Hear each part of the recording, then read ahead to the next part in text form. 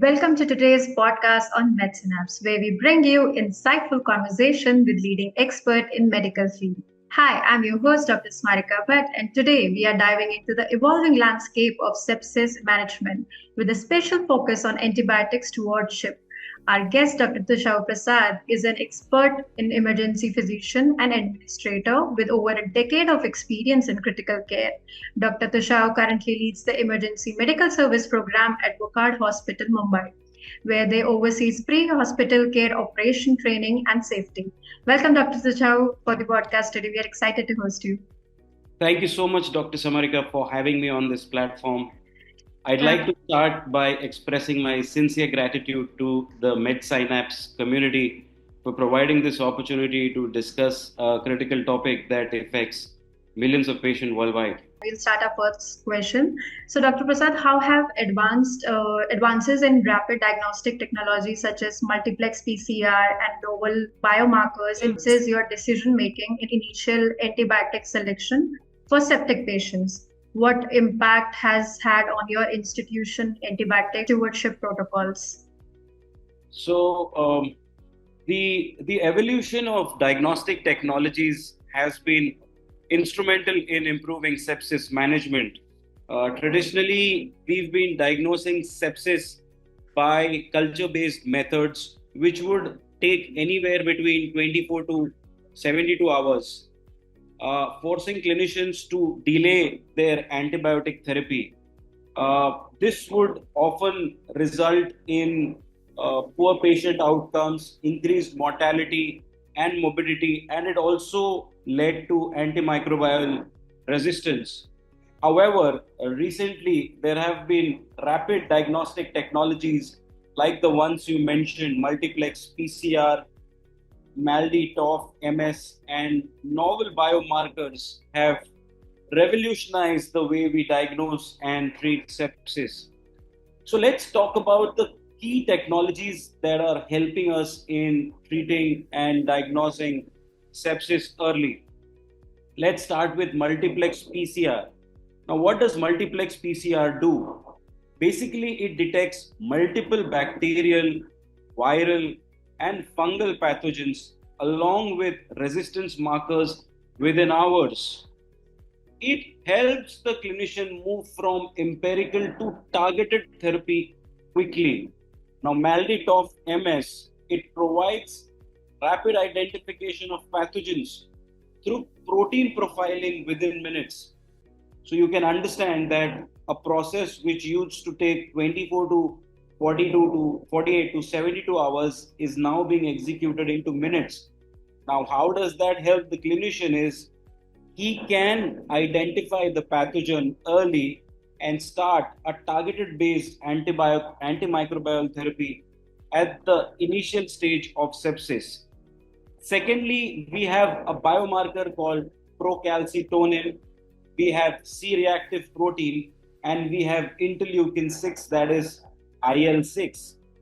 Now, these are widely used biomarkers for sepsis, which are used in case of bacterial sepsis, viral infections, and it is also used to monitor the response. Now, if I talk about the institutional usage of these biomarkers and tests, it has linked to a 30% reduction in time to appropriate therapy. Now, what does that mean is previously the process which used to take 24 to 72 hours just to initiate the targeted therapy now takes only few minutes. Rather, on the first day itself, we can start the targeted therapy. So you can understand that with these new technologies and biomarkers, we can identify the pathogen and start the targeted antimicrobial therapy right on the first day.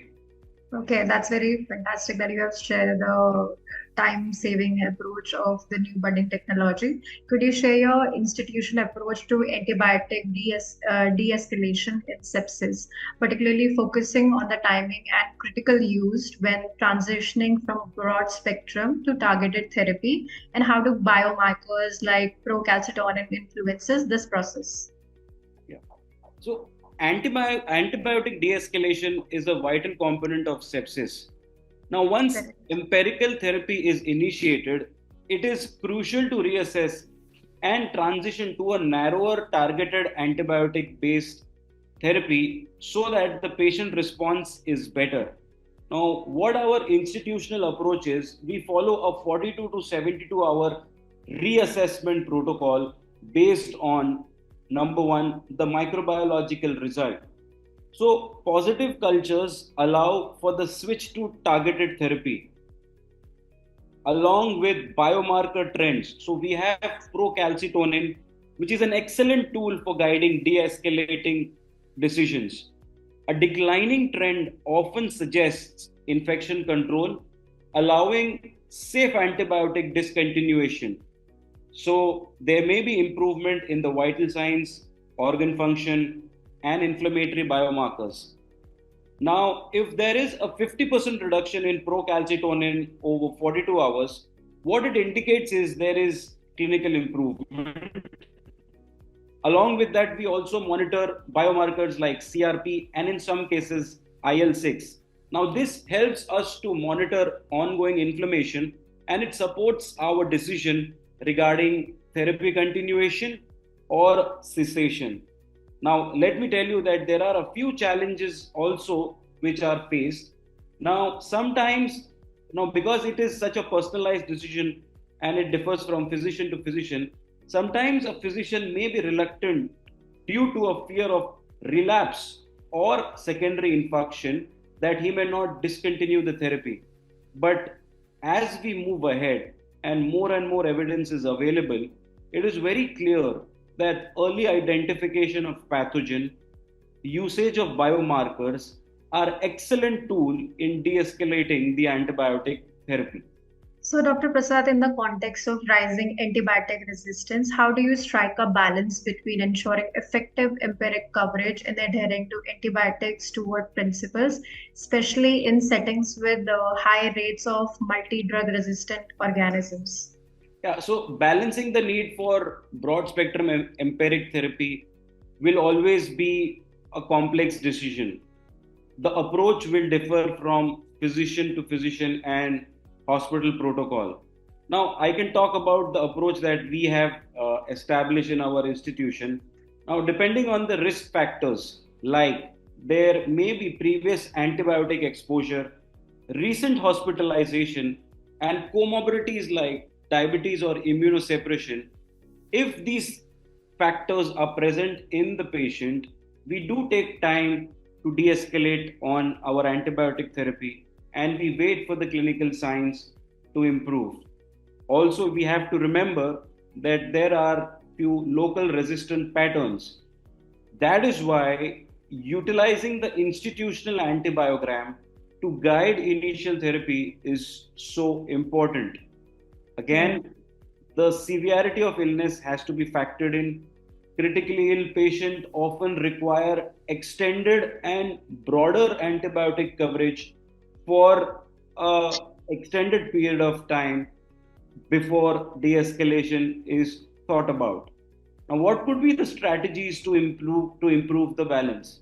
Now, first thing is early engagement of the antibiotic stewardship team. Now, I'm very sure that most of the hospitals now have an infection control program, infection control teams, wherein an antibiotic stewardship team is there to reassess the patient response at 48 hours. Now, what this team does is they review the patient condition and they advise the physician if they need to de escalate on the antibiotic therapy. Now, whenever you engage a team, the team response is always better than a single physician trying to answer these complex questions.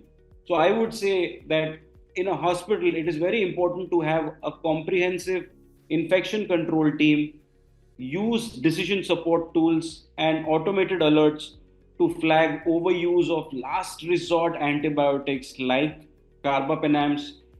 Despite challenges, this approach has helped us maintain a delicate balance between patient safety and stewardship goals. Okay, that makes a lot of sense that you have touched upon the strategy of having a comprehensive approach rather than individual approach. So, what evidence-based strategies do you use to optimize anti-drug duration in sepsis patient, and how do you handle challenges in determining treatment length in complex cases, which with unclear source of control? Yeah, so as I said, the institutional approach is to ensure that we use the latest available research to decide the best antibiotic, utilize technologies, testing, and diagnostic modules to diagnose the pathogen and the sepsis source early. Now, what happens is once a sepsis patient is admitted, there is a sepsis protocol that is followed, wherein the source of sepsis is tried to be identified.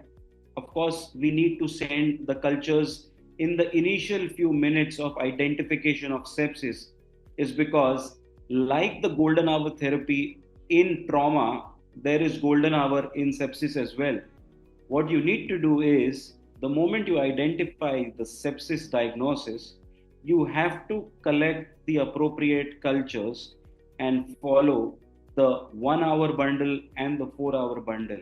Now, once you have collected the cultures on time, you can give a broad spectrum antibiotic.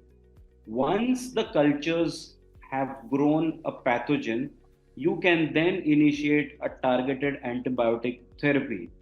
As I said, biomarkers like procalcitonin needs to be collected, CRP needs to be collected, and the patient's general clinical condition needs to be monitored.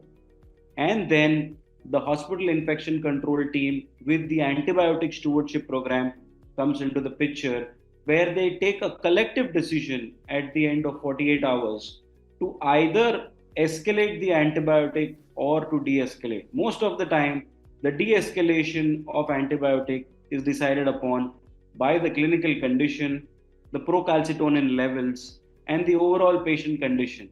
So, a team based approach has really been helpful in ensuring that we follow the best practices of antibiotic stewardship program.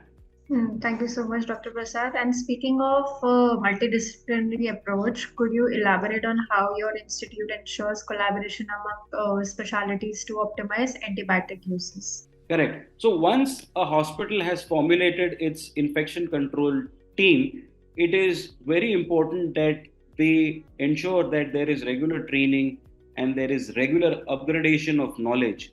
Now, what we try to do is we have a monthly meet wherein we discuss all the patients who were admitted into our institution with the diagnosis of sepsis.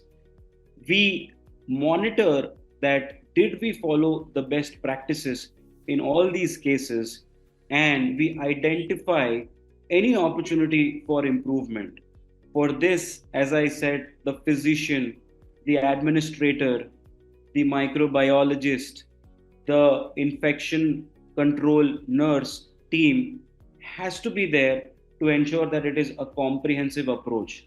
What we have realized is if the team meets on a monthly basis, they see how the response has been of the local institution protocol, they can improve upon and also see whether the patient outcome is getting better, or just in case if the patient outcome is not improving, look at their protocol and alter their protocol for best patient outcomes.